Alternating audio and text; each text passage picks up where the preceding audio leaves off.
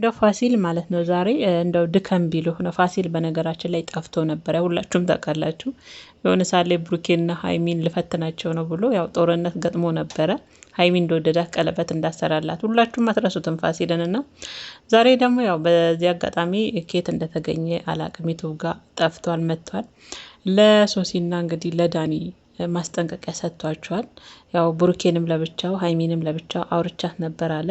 ሁለቱም ገና ውስጥ ናቸው አለ። በዚህ አጋጣሚ ፋሲልዬ እንደው ድከም ቢልህ ነው እንጂ እንዳልከው ሁለቱም ውስጥ ናቸው። በተለይ ሀይሚ ደግሞ አሁን ማለት ነው ወገቧን ሸንጣ ለዳኒ ተከራካሪ ሆናለች። እንደውም ዳኒ ምን አረጋችሁ በዚህ ልክ ጠላችሁ እያለች እንደውም የሚወዷትን ተመልካቾችም ትንሽ እያስቀየመች ነው። እንደውም ሀይሚ ማለት ነው። በነገራችን የቤተሰቦቼና ፋሲሎ እንደው ድከም ቢልህ ነው። አሁን ሁለቱም ውስጥ ናቸው። በዚህ አጋጣሚ ያው ቡሩኬ ሀይሚ የምሰራውን ነገር እያየ ለዳኒ ሽንጣን ገትራ እየተከራከረች ስለሆነ እኔ እሺ ይላል ብዬ ለማሰብ ይከብደኛል። ቢታረቁልን አንድ ቢሆኑ ደስ ይለናል።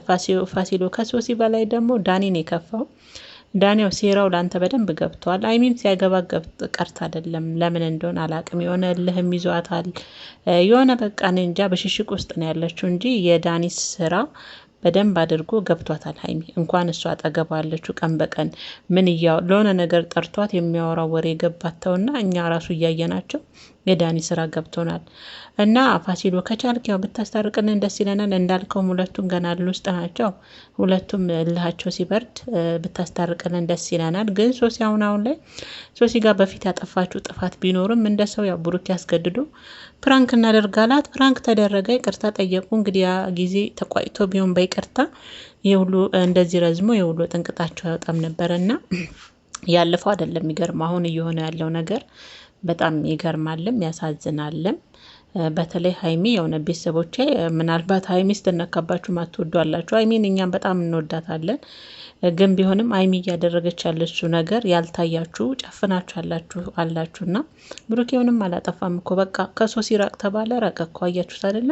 ሀይሚ ያው ከዳኒ መራቅ አቅቷታል። ታዲያ ብሩኬስ እንዴት ነው ልቡን ከፍቶ ሀይሚ የሚቀበለው? እንዴት ወንድ ልጅ እኮ ነው ምንም ቢሆን ማለት ነው። እና ፋሲሎ ዛሬ በራሱ ዩቱብ ቻናል መጥቷል። እሱም የሆነ ሰዓት በነገራችን ላይ ሀይሚና ብሩኬ በጣም ፈተና የበዛባቸው ልጆች ናቸው። እውነቴን ነው የምላቸው። ያም መጥቶ ይፈትናቸዋል፣ ይሄም መጥቶ ከዚህ ከሀይሚ ጋር ያችን መታ ከብሩኬ ጋር እና ለማንኛውም ለበጎ ነው።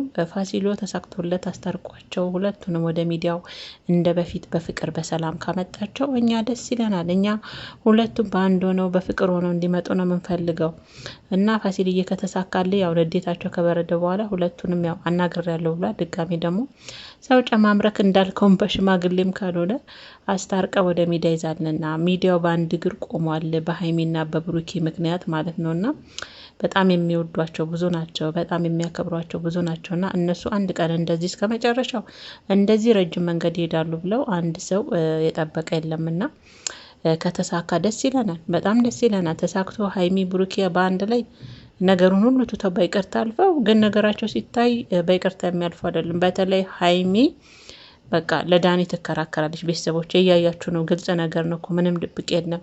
ለምን ጠላችሁት? በዚህ ልክ ምን አድርጎ ነው አይባልም። እውነት ቤተሰብ እኮ የጠላው የሀይሚ ቤተሰቦች በብዛት ዳኒን የጣሉት የዳኒ ስራን ስለሚያውቁ ነው፣ ስራውን እንጂ እሱን አልጠሉትም። እና ሀይሚ በዚህ ልክ እንግዲህ ለዳኒ ስትከራከር ያው ብሩኬ ያያል።